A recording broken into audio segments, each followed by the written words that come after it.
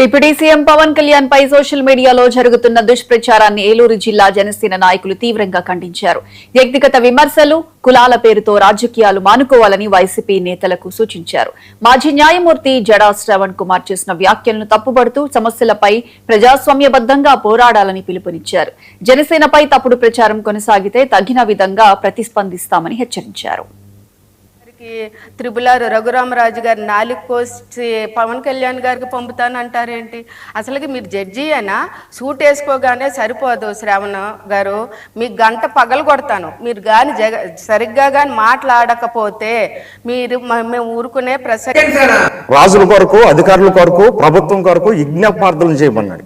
ప్రభుత్వం మీద తిరగమనలా, ప్రభుత్వాన్ని తిట్టమనలా. ఎక్కడ కూడా ఏదన్నా ఉందంటే, మనం నీకు వచ్చిన సమస్య ఉందంటే దాన్ని ఏ విధంగా పరిష్కరించుకోవాలో ఆ విధంగా ఒక దైవికంగాను, లేకపోతే ఒక పెద్ద మనిషిగా, లేకపోతే ఒక యూనిట్గా మాట్లాడుకుని సాధించుకోవాలి.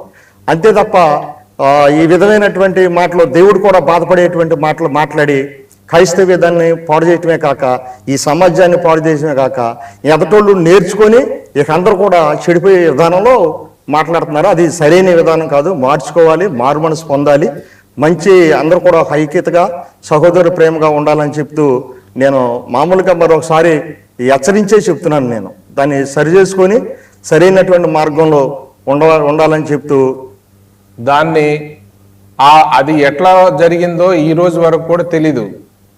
దాని ఎంక్వైరీ నడుస్తుంది. ఆ ఎంక్వైరీ నడిచే లోపే పవన్ కళ్యాణ్ గారిని టార్గెట్ చేయటం, కులాలను టార్గెట్ చేయటం, కాపు కులాన్ని టార్గెట్ చేయటం. ఆ కాపు నాయకులు కొంతమంది వైసీపీ బ్యాచ్, పేటీఎం బ్యాచ్ ఉన్నారు.